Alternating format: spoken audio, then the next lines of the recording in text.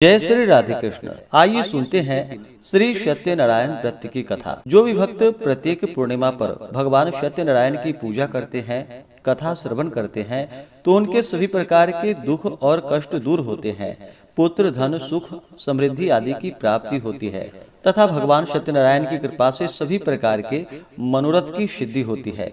तो आइए सुनते हैं श्री सत्यनारायण व्रत की कथा। तो बोलिए प्रेम से सत्यनारायण स्वामी की जय, भगवान विष्णु की जय, माता लक्ष्मी की जय, सर्वदेवी देवता की जय। कथा के अनुसार एक समय की बात है। नैमिषारण्य तीर्थ में शौनक आदि 88,000 ऋषियों ने श्री सूत जी से पूछा कि हे प्रभु, इस कलयुग में वेद विद्या रहित मनुष्यों को भक्ति किस प्रकार मिल सकती है तथा उनका उद्धार कैसे होगा। हे मुनि श्रेष्ठ, कोई ऐसा तप हो तो वह बतलाइए जिसमें कि थोड़े समय से ही पुण्य प्राप्त हो सके, मनोवांछित फल भी मिल जाए। इस प्रकार की कथा सुनने की हम इच्छा रखते हैं। सर्व शास्त्रों के ज्ञाता श्री सूत जी बोले कि हे वैष्णवों में पूज्य, आप सभी ने प्राणियों की हित की बात पूछी है, इसलिए मैं एक ऐसा श्रेष्ठ व्रत को आपको बतलाऊंगा जिसे नारद जी ने लक्ष्मी नारायण जी से पूछा था और लक्ष्मीपति जी ने मुनि श्रेष्ठ नारद जी से कहा था। आप सब इसे ध्यान से सुनिए। एक समय की बात है, योगीराज नारद जी दूसरों के हित की इच्छा के लिए अनेकों लोकों में घूमते हुए मृत्यु लोक में आ पहुंचे। वहां उन्होंने अनेक योनियों में जन्मे प्रायः सभी मनुष्यों को अपने कर्मों द्वारा अनेकों दुखों से पीड़ित देखा। उनका दुख देखकर नारद जी सोचने लगे, ऐसा क्या यत्न किया जाए जिसके करने से निश्चय रूप से मानव के दुखों का अंत हो जाए। इसी विचार पर मनन करते हुए विष्णु लोक में गए। वहां वह देवों के इष्ट नारायण की स्तुति करने लगे, जिनके हाथों में शंख, चक्र, गदा और पद्म थे, गले में वरमाला पहने हुए थे। स्तुति करते हुए नारद जी बोले कि हे भगवान, आप अत्यंत शक्ति से संपन्न हैं। मन तथा वाणी भी आपको नहीं पा सकती।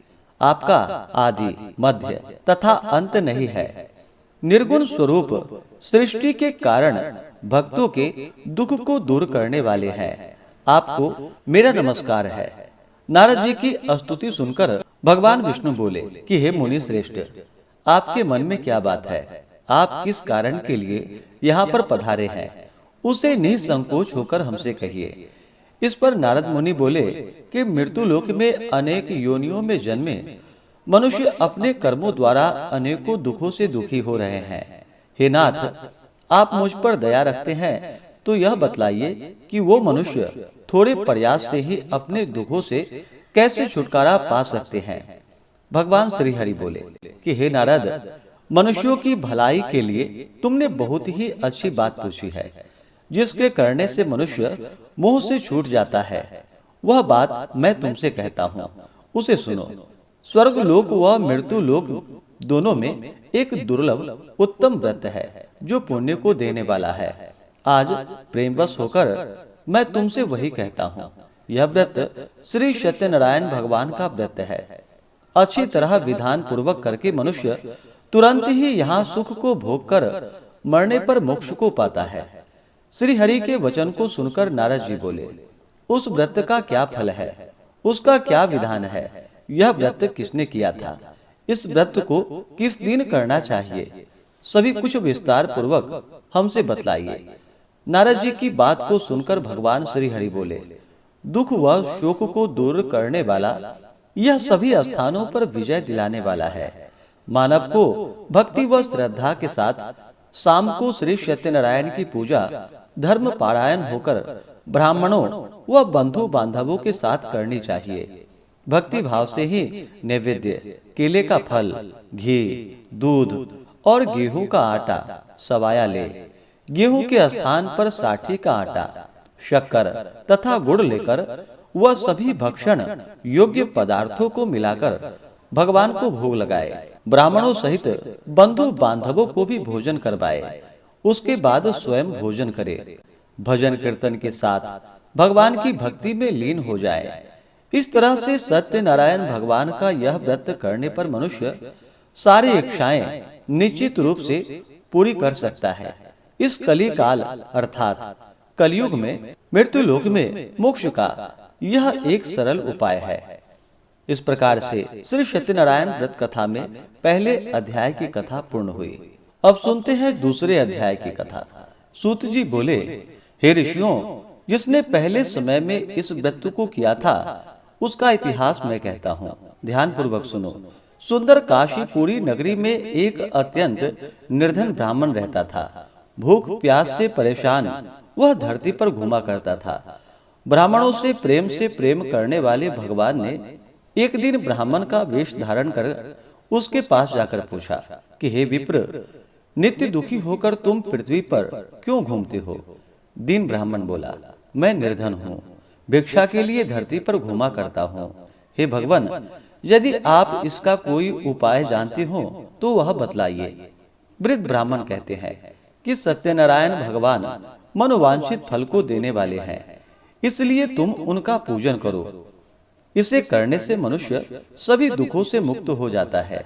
वृद्ध ब्राह्मण बनकर आए सत्यनारायण भगवान उस निर्धन ब्राह्मण को व्रत का सारा विधान बतलाकर अंतर ध्यान हो गए।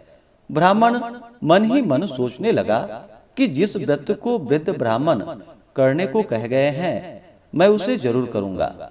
यह निश्चय करने के बाद उसे रात में नींद भी नहीं आई। वह सवेरे उठकर सत्यनारायण भगवान के व्रत का निश्चय कर भिक्षा मांगने के लिए चला गया। उस दिन निर्धन ब्राह्मण को भिक्षा में बहुत सारा धन मिला, जिससे उसने बंधु बांधवों के साथ मिलकर श्री सत्यनारायण भगवान का व्रत संपन्न किया। भगवान सत्यनारायण का व्रत संपन्न करने के बाद वह निर्धन ब्राह्मण सभी दुखों से छूट गया और अनेक प्रकार की संपत्तियों से युक्त हो गया। उसी समय से यह ब्राह्मण हर माह इस व्रत को करने लगा। इस तरह से सत्यनारायण भगवान के व्रत को जो मनुष्य करेगा वह सभी प्रकार के पापों से छूटकर मोक्ष को प्राप्त हो जाएगा। सूत जी बोले कि इस तरह से नारद जी से नारायण जी का कहा हुआ श्री सत्यनारायण व्रत को मैंने तुमसे कहा है। हे विप्रो, अब मैं क्या कहूँ? ऋषि बोले कि हे मुनिवर, संसार में उस विप्र से सुनकर और किस किस ने इस व्रत को किया, हम सब इस बात को सुनना चाहते हैं। इसके लिए हमारे मन में श्रद्धा और भक्ति भाव है। श्री सूत जी बोले कि हे मुनियों, जिसने इस व्रत को किया है वह सब सुनो। एक समय वही विप्र धन व ऐश्वर्य के अनुसार अपने बंधु बांधवों के साथ इस व्रत को करने को तैयार हुआ। उसी समय एक लकड़ी बेचने वाला बूढ़ा आदमी आया और लकड़ियां बाहर रखकर अंदर ब्राह्मण के घर में गया। प्यास से दुखी वह लकड़हारा उनको व्रत करते हुए देखकर विप्र को नमस्कार कर पूछने लगा कि आप यह क्या कर रहे हैं तथा इसके करने से क्या फल मिलेगा, कृपा कर मुझे भी बतलाइए। ब्राह्मण ने कहा कि यह सब मनोकामनाओं को पूरा करने वाला भगवान सत्यनारायण का व्रत है। इसकी कृपा से ही मेरे घर में धन धान्य आदि की वृद्धि हुई है। विप्र से सत्यनारायण व्रत के बारे में जानकर लकड़हारा बहुत प्रसन्न हुआ और चन्नामृत लेकर वह प्रसाद खाने के बाद वह अपने घर गया। लकड़हारे ने अपने मन में संकल्प किया कि आज लकड़ी बेचने से जो धन मिलेगा उसी से श्री सत्यनारायण भगवान का उत्तम व्रत करूंगा। मन में इस प्रकार विचार को लेकर के वह लकड़हारा सिर पर लकड़ियां रखकर उस नगर में बेचने के लिए गया जहां पर कि धनी लोग रहते थे। उस नगर में उसे अपनी लकड़ियों का दाम पहले से 4 गुना अधिक मिला। बूढ़ा प्रसन्नता के साथ दाम लेकर केले, शक्कर, घी, दूध, दही और गेहूं का आटा ले और सत्यनारायण भगवान के व्रत की अन्य सामग्रियां लेकर अपने घर गया। वहां उसने अपने बंधु बांधवों को बुलाकर विधि विधान से सत्यनारायण भगवान का पूजन और व्रत किया। इस व्रत के प्रभाव से वह बूढ़ा लकड़हारा धन, पुत्र आदि से युक्त होकर संसार के समस्त सुख भोग कर अंत काल में वैकुंठ धाम को चला गया। इस प्रकार से श्री सत्यनारायण व्रत कथा में दूसरे अध्याय की कथा पूर्ण हुई। तो बोलिए प्रेम से श्री सत्यनारायण भगवान की जय। अब सुनते हैं तीसरे अध्याय की कथा। श्री सूत जी बोले कि हे श्रेष्ठ मुनियों, अब आगे की कथा कहता हूँ। पहले समय में उल्कामुख नाम का एक बुद्धिमान राजा था। वह सत्यवक्ता और जितेंद्रिय था। प्रतिदिन देव स्थानों पर जाता और निर्धनों को धन देकर उनके कष्ट दूर करता था। उसकी पत्नी कमल के समान मुख वाली तथा सती साध्वी थी। भद्रशिला नदी के तट पर उन दोनों ने श्री सत्यनारायण भगवान का व्रत किया। उसी समय साधु नाम का एक वैश्य आया। उसके पास व्यापार करने के लिए बहुत सा धन भी था। राजा को व्रत करते हुए देखकर वह विनय के साथ पूछने लगा कि हे राजन, भक्ति भाव से पूर्ण होकर आप यह क्या कर रहे हैं? मैं सुनने की इच्छा रखता हूँ, आप मुझे बतलाइए। राजा बोला कि हे साधु, अपने बंधु बांधवों के साथ पुत्रादि की प्राप्ति के लिए एक महाशक्तिमान श्री सत्यनारायण भगवान का व्रत व पूजन कर रहा हूँ। राजा के वचन को सुनकर साधु आदर से बोला कि हे राजन, मुझे इस व्रत का सारा विधान कहिए। आपके कथानुसार मैं भी इस व्रत को करूँगा। मेरी भी संतान नहीं है और इस व्रत को करने से निश्चित रूप से मुझे संतान की प्राप्ति होगी। राजा से व्रत का सारा विधान सुनकर व्यापार से निवृत्त हो वह अपने घर को गया। साधु वैश्य ने अपनी पत्नी को संतान देने वाले इस व्रत का वर्णन कह सुनाया और कहा कि जब मेरी संतान होगी तब मैं इस व्रत को करूंगा। साधु ने इस तरह के वचन अपनी पत्नी लीलावती से कहे। एक दिन लीलावती पति के साथ आनंदित हो सांसारिक धर्म में प्रवृत्त होकर सत्यनारायण भगवान की कृपा से गर्भवती हो गई। 10वें महीने में उसके गर्भ से एक सुंदर कन्या ने जन्म लिया। दिनों दिन वह ऐसे बढ़ने लगी जैसे कि शुक्ल पक्ष की चंद्रमा बढ़ता हो। माता पिता ने अपनी कन्या का नाम कलावती रखा। एक दिन लीलावती ने मीठे शब्दों में अपने पति को याद दिलाया कि आपने सत्यनारायण भगवान के जिस व्रत को करने का संकल्प लिया था उसे करने का समय आ गया है। आप इस व्रत को करिए। साधु बोला कि हे प्रिय, इस व्रत को मैं उसके विवाह पर करूंगा। इस प्रकार अपनी पत्नी को आश्वासन देकर वह नगर को चला गया। कलावती पिता के घर में रहकर वृद्धि को प्राप्त हो गई। साधु ने एक बार नगर में अपनी कन्या को सखियों के साथ देखा तो तुरंत ही दूत को बुलाया और कहा कि मेरी कन्या के योग्य वर देखकर आओ। साधु की बात सुनकर दूत कंचन नगर में पहुंचा और वहां देखभाल कर लड़की के लिए सुयोग्य वणिक पुत्र को ले आया। सुयोग्य लड़के को देख साधु ने बंधु बांधवों को बुलाकर अपनी पुत्री का विवाह कर दिया। लेकिन दुर्भाग्य की बात यह थी कि साधु ने अभी भी श्री सत्यनारायण भगवान का व्रत नहीं किया। इस पर श्री सत्यनारायण भगवान क्रोधित हो गए और श्राप दे दिया कि साधु को अत्यधिक दुख मिले। अपने कार्य में कुशल साधु बनिया जमाई को लेकर समुद्र के पास स्थित होकर रत्नासारपुर नगर को गया। वहां जाकर दामाद ससुर दोनों मिलकर चंद्रकेतु राजा के नगर में व्यापार करने लगे। एक दिन सत्यनारायण भगवान की माया से एक चोर राजा का धन चुराकर भाग रहा था। उसने राजा के सिपाहियों को अपना पीछा करते हुए देख चुराया हुआ धन वहां रख दिया जहां पर कि साधु अपने जमाई के साथ ठहरा हुआ था। राजा के सिपाहियों ने साधु वैश्य के पास राजा का धन पड़ा देखा तो वह ससुर जमाई दोनों को बांधकर प्रसन्नता से राजा के पास ले गया और कहा कि उन दोनों चोरों को हम पकड़कर लाए हैं, आप आगे की कार्रवाई की आज्ञा दें।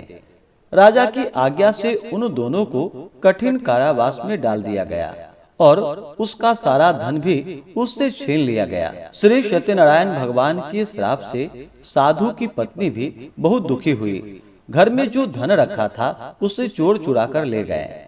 शारीरिक तथा मानसिक पीड़ा व भूख से प्यास से अति दुखित हो अन्न की चिंता में कलावती एक ब्राह्मण के घर गई। वहां उसने श्री सत्यनारायण भगवान का व्रत होता देखा, फिर कथा भी सुनी। वह प्रसाद ग्रहण कर रात को घर वापस आई। माता ने कलावती से पूछा कि हे पुत्री, अब तुम कहाँ थी? तेरे मन में क्या है? कलावती ने अपनी माता से कहा कि हे माता, मैंने एक ब्राह्मण के घर में श्री सत्यनारायण भगवान का व्रत देखा है। कन्या के वचन को सुनकर लीलावती भगवान के पूजन के लिए तैयारी करने लगी। लीलावती ने परिवार व अन्य बंधु बांधवों सहित सत्यनारायण भगवान का पूजन किया और उसने वर मांगा कि मेरे पति तथा जमाई शीघ्र घर को आ जाए। साथ ही यह भी प्रार्थना की कि हम सबका अपराध क्षमा करे। श्री सत्यनारायण भगवान इस व्रत से संतुष्ट हो गए और राजा चंद्रकेतु को सपने में दर्शन देकर कहा कि हे राजन, तुम उन दोनों वैश्यों को छोड़ दो और तुमने उनका जो भी धन लिया है उसे वापिस कर दो। अगर ऐसा नहीं किया तो मैं तुम्हारा धन राज्य नष्ट कर दूंगा। राजा को यह सब कहकर वह अंतर ध्यान हो गए। प्रातः काल सभा में राजा ने अपना सपना सुनाया, फिर बोला कि वणिक पुत्रों को कैद से मुक्त कर सभा में ले आओ। दोनों ने आते ही राजा को प्रणाम किया। राजा मीठी वाणी में बोला कि हे महानुभावों, भाग्यवश ऐसा कठिन दुख तुम्हें प्राप्त हुआ है, लेकिन अब तुम्हें कोई भय नहीं है। ऐसा कहकर राजा ने उन दोनों को नए वस्त्राभूषण भी पहनाए और जितना उसका धन लिया था उससे 2 गुना धन वापस कर दिया। दोनों वैश्य अपने घर को चले आए। इस प्रकार से श्री सत्यनारायण व्रत कथा में तीसरे अध्याय की कथा पूर्ण हुई। तो बोलिए प्रेम से श्री सत्यनारायण स्वामी की जय। अब सुनते हैं चौथे अध्याय की कथा। श्री सूत जी बोले, वैश्य ने मंगलाचार कर अपनी यात्रा आरंभ की और अपने नगर की ओर चल दिया। उनके थोड़ी दूर जाने पर एक दंडी वेशधारी सत्यनारायण ने उनसे पूछा कि हे साधु, तेरी नाव में क्या है? अभिमानी वणिक हंसता हुआ बोला कि हे दंडी, आप क्यों पूछते हो? क्या धन लेने की इच्छा है? मेरी नाव में तो बेल व पत्ते भरे हुए हैं। वैश्य के कठोर वचन को सुनकर भगवान बोले, तुम्हारा वचन सत्य हो। दंडी ऐसे वचन को कहकर वहां से दूर चले गए। कुछ दूर जाकर समुद्र के किनारे बैठ गए। दंडी के जाने के बाद साधु वैश्य ने नित्य क्रिया के पश्चात नाव को ऊंचा उठा हुआ देखकर अचंभा किया और नाव में बेल व पत्ते आदि को देखकर वह मूर्छित होकर जमीन पर गिर पड़ा। मूर्छा खुलने पर वह अत्यंत शोक में डूब गया। तब उसका दामाद बोला कि आप शोक न मनाए, यह दंडी का श्राप है, इसलिए हमें उनकी शरण में जाना चाहिए, तभी हमारी मनोकामना पूरी होगी। दामाद की बात को सुनकर वह दंडी के पास पहुंचा और अत्यंत भक्ति भाव से नमस्कार करके बोला, मैंने आपसे जो जो असत्य वचन कहे थे उसके लिए मुझे क्षमा कर दे। ऐसा कहकर महान शोकातुर होकर वह रोने लगा। तब दंडी भगवान बोले कि हे वणिक पुत्र, मेरी आज्ञा से बार बार तुम्हें दुख प्राप्त हुआ है, तू मेरी पूजा से विमुख हुआ है। साधु बोला कि हे भगवान, आपकी माया से ब्रह्मा आदि देवता भी आपके रूप को नहीं जान सकते, तब मैं अज्ञानी कैसे जान सकता हूँ? आप प्रसन्न होइए। अब मैं सामर्थ्य के अनुसार आपकी पूजा करूंगा। मेरी रक्षा कीजिए और पहले के समान नौका में धन भर दीजिए। साधु वैश्य के भक्ति पूर्वक वचन को सुनकर भगवान प्रसन्न हो गए और उसकी इच्छानुसार वरदान देकर अंतर ध्यान हो गए। ससुर जमाई जब नाव पर आए तो नाव धन से भरी हुई थी। फिर वहीं अपने अन्य साथियों के साथ सत्यनारायण भगवान का पूजन कर अपने नगर को चल दिया। जब नगर के नजदीक पहुंचे तो दूत को घर पर खबर करने के लिए भेज दिया। दूत साधु की पत्नी को प्रणाम कर कहता है कि मालिक अपने दामाद सहित नगर के निकट आ गए हैं। दूत की बात को सुनकर साधु की पत्नी बड़े हर्ष के साथ सत्यनारायण भगवान का पूजन कर अपनी पुत्री कलावती से कहा कि मैं अपने पति के दर्शन को जाती हूँ, तू कार्य पूर्ण कर शीघ्र आ जाना। माता के ऐसे वचन को सुनकर कलावती जल्दी में प्रसाद छोड़कर अपने पति के पास चली गई। प्रसाद की अवज्ञा के कारण श्री सत्यनारायण भगवान रुष्ट हो गए और नाव सहित उसके पति को पानी में डुबो दिया। कलावती अपने पति को वहां न पाकर रोती हुई जमीन पर गिर गई। नौका को डूबा हुआ देखकर वह कन्या को रोता हुआ देखकर साधु दुखी होकर बोला कि हे प्रभु, मुझसे तथा मेरे परिवार से जो भूल हुई है उसे आप क्षमा कीजिए। साधु के दीन वचन को सुनकर श्री सत्यनारायण भगवान प्रसन्न हो गए और आकाशवाणी हुई कि हे साधु, तेरी कन्या मेरे प्रसाद को छोड़कर आई है, इसलिए उसका पति अदृश्य हो गया है। यदि वह घर जाकर प्रसाद खाकर लौटती है तो उसे उसका पति अवश्य प्राप्त होगा। ऐसी आकाशवाणी को सुनकर कलावती घर पहुंचकर प्रसाद खाती है और फिर अपने पति के दर्शन करती है। इसके बाद साधु अपने बंधु बांधवों सहित श्री सत्यनारायण भगवान का विधि विधान से पूजन करता है और इस लोक का सुख भोग कर अंत में स्वर्ग को जाता है। इस प्रकार से श्री सत्यनारायण व्रत कथा में चौथे अध्याय की कथा पूर्ण हुई।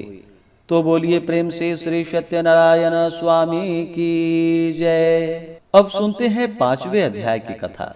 सूत जी बोले कि हे ऋषियों, मैं और भी एक कथा सुनाता हूँ, उसे भी ध्यान पूर्वक सुनो। प्रजा पालन में लीन तुंग ध्वज नाम का एक राजा था। उसने भी भगवान का प्रसाद त्याग कर बहुत दुख पाया। एक बार वन में जाकर वन्य के पशुओं को मारकर वह बड़ के पेड़ के नीचे आया। वहां उसने ग्वालों को भक्ति भाव से अपने बंधुओं सहित सत्यनारायण भगवान का पूजन करते हुए देखा। अभिमानवश राजा ने उन्हें देखकर भी पूजा स्थान में नहीं गया और ना ही उसने भगवान को नमस्कार ही किया। ग्वालों ने राजा को प्रसाद दिया, लेकिन उसने वह प्रसाद नहीं खाया और प्रसाद को वहीं पर छोड़कर अपने नगर को चला गया। जब वह नगर में पहुंचा तो वहां सब कुछ तहस नहस हुआ पाया, तो वह शीघ्र ही समझ गया कि यह सब भगवान ने ही किया है। वह दोबारा ग्वालों के पास पहुंचा और विधि पूर्वक पूजा करके प्रसाद खाया, तो सत्यनारायण भगवान की कृपा से सब कुछ पहले जैसा हो गया और दीर्घ काल तक सुख भोगने के बाद मरणोपरांत उसे स्वर्ग की प्राप्ति हुई। जो मनुष्य परम दुर्लभ इस व्रत को करेगा तो भगवान सत्यनारायण की अनुकंपा से उसे धन धान्य की प्राप्ति होगी। निर्धन धनी हो जाता है और भय मुक्त हो जीवन जीता है। संतानहीन मनुष्य को संतान सुख प्राप्त होता है और सारे मनोरथ पूर्ण होने पर मानव अंत काल में वैकुंठ धाम को जाता है। श्री सूत जी बोले, जिन्होंने पहले इस व्रत को किया है, अब उनके दूसरे जन्म की कथा कहता हूँ।